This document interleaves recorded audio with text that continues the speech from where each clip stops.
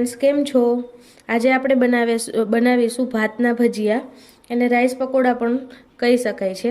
એના માટે આપણે જોઈશે બાફેલો ભાત, 1 નંગ બાફેલું બટાકું, 3 ટેબલસ્પૂન ચણાનો લોટ, 3 ટેબલસ્પૂન ચોખાનો લોટ, 1 કાંદો કાપેલો છે ઝીણો સમારેલો, આદુ મરચીની પેસ્ટ છે, 2 ટેબલસ્પૂન દહીં છે, ઝીણા સમારેલા લીલા ધાણા છે, જરૂર પ્રમાણે ખાંડ જોશે, મરી પાવડર, વરિયાળીનો ભૂક્કો, અધકચરી વરિયાળી છે એ ખાંડેલી છે, લીંબુનો રસ અને ગરમ મસાલો। ત્યારબાદ આપણા બેઝિક મસાલા જોઈએ, સોલ્ટ, હિંગ, હળદર પાવડર, ધાણા જીરું પાવડર અને મરચું પાવડર। ચાલો મિત્રો આપણે બનાવવાની શરૂઆત કરીએ ભાતના ભજીયા એટલે કે રાઈસ પકોડા। તો મિત્રો આપણે રાઈસ પકોડા બનાવવા માટે સૌથી પહેલાં લેવાનો છે બાફેલો ભાત। ત્યારબાદ આપણે તેની અંદર એડ કરીશું ચણાનો લોટ। ચણાનો લોટ અહીંયા તમે જરૂર પ્રમાણે બાઇડિંગ આવે એ પ્રમાણે તમે થોડો યુઝ કરી શકો, પાછળથી આપણને જરૂર લાગશે તો થોડો એડ કરીશું। ત્યારબાદ 1 નંગ બાફેલો બટાકો છે એને મેં સ્મેશ કરી લીધું છે એ એડ કરીશું। ત્યારબાદ અહીંયા મેં ચોખાનો લોટ લીધેલો છે એ આપણે એનાથી છે એ આપણા રાઈસ પકોડા એકદમ ક્રિસ્પી રહેશે એ એડ કરી દઈએ। ત્યારબાદ આપણે એની અંદર થોડા ઝીણા સમારેલા કાંદા છે એ એડ કરીશું।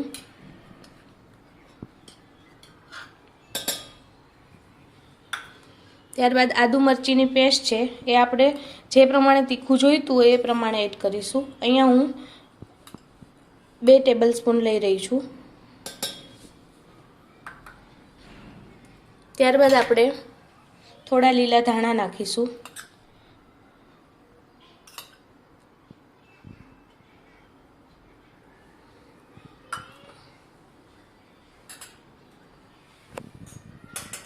ત્યારબાદ આપણે એમાં 3 ટેબલસ્પૂન જે દહીં લીધેલું હતું એ દહીં એડ કરી દઈશું। ત્યારબાદ આપણે 1 નાની ચમચી ગરમ મસાલો લઈશું, 1 નાની ચમચી મરી પાવડર એડ કરીશું।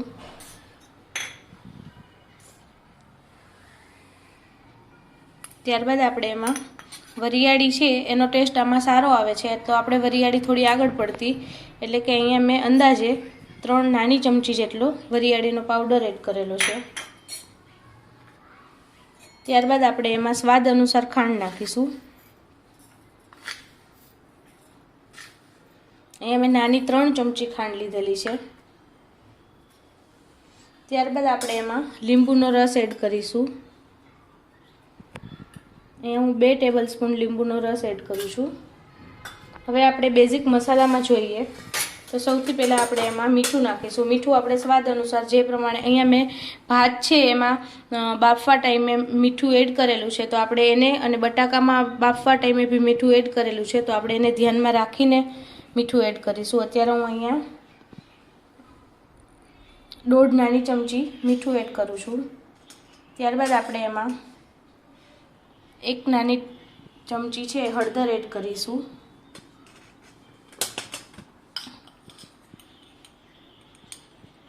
અડધી ટેબલસ્પૂન છે આપણે હિંગ એડ કરીશું। એક ચમચી ધાણા જીરું પાવડર એડ કરીશું। હવે આપણે આમાં બધા મસાલા છે એડ કરી દીધા છે। હવે આપણે એને સારી રીતે બધું મિક્સ કરી લઈશું।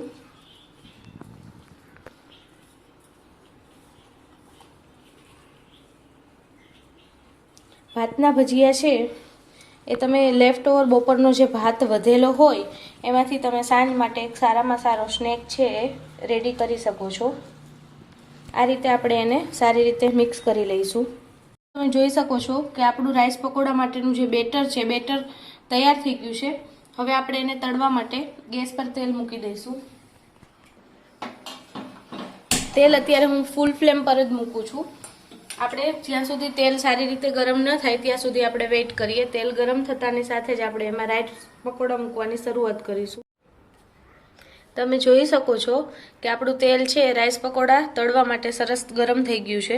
હવે આપણે થોડો પાણીવાળો હાથ કરી અને પકોડા મૂકવાની શરૂઆત કરીશું. પાણીવાળો હાથ કરવાથી પકોડા છે હાથમાં બિલકુલ ચીપકશે નહીં. આ રીતે તમે શરૂઆતમાં આપણે ફૂલ ફ્લેમ પર જ પકોડા મૂકવાના છે. બધા પકોડા તેલમાં મુકાઈ જાય ત્યાર પછી આપણે ફ્લેમને થોડી સ્લો કરી દઈશું.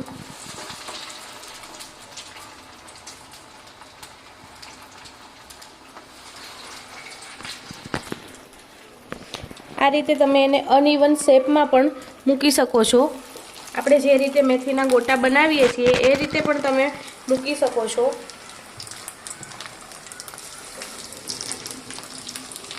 અને આ રીતે પણ હું તમને બતાવી દઉં. જો તમને આ રીતે ડાયરેક્ટ તેલમાં ન ફાવે તો તમે આ રીતે આપણે જે રીતે બટાકા વડા બનાવીએ છીએ એ રીતે તમે આ રીતે બાઉલ રાઉન્ડ શેપમાં બોલ બનાવીને પણ તમે મૂકી શકો છો. આ રીતે મેં થોડા રાઈસ પકોડા તૈયાર કરી દીધા છે, એને પણ આપણે તળવા માટે મૂકી દઈશું.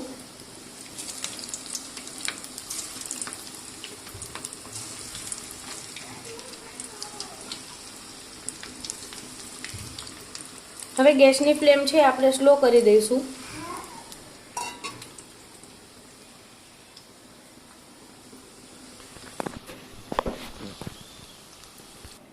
હવે આપણે એને સ્લો ફ્લેમ પર આ રીતે થવા દઈશું. થોડા બ્રાઉન થઈ જાય ત્યારબાદ આપણે એને આ રીતે પલટાવીશું.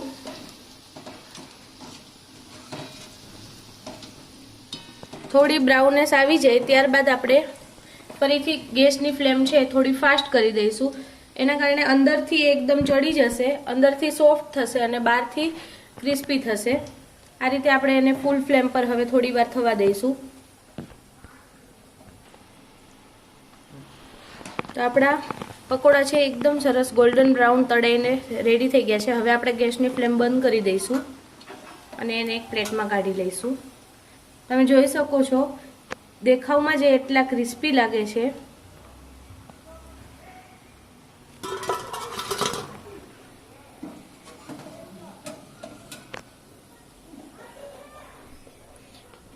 તો આપણા રાઈસ પકોડા છે એ તળાઈને રેડી થઈ ગયા છે. હવે આપણે એને ગાર્નિશ કરીશું. તો આપણા રાઈસ પકોડા છે એ તૈયાર છે. આપણે એને આ રીતે એક પ્લેટમાં લઈને ગાર્નિશ કરીશું ઉપરથી. આપણે તેને ખજૂર આંબલીની ચટણી અને લીલા ધાણા અને મરચાંની ચટણી જોડે સર્વ કરીશું. આપણા પકોડા છે એ બહારથી એકદમ ક્રિસ્પી અને અંદરથી એકદમ સોફ્ટ, ખાવામાં સૌને મજા આવે એવા આપણા રાઈસ પકોડા તૈયાર છે. જો તમને મારી આજની રેસીપી ગમી હોય તો મારી રેસીપીને લાઈક કરો, શેર કરો, સબસ્ક્રાઈબ કરો અને નેક્સ્ટ તમારે કઈ રેસીપી જોવી છે એ કમેન્ટ બોક્સમાં મને જરૂરથી જણાવજો. Thanks for watching.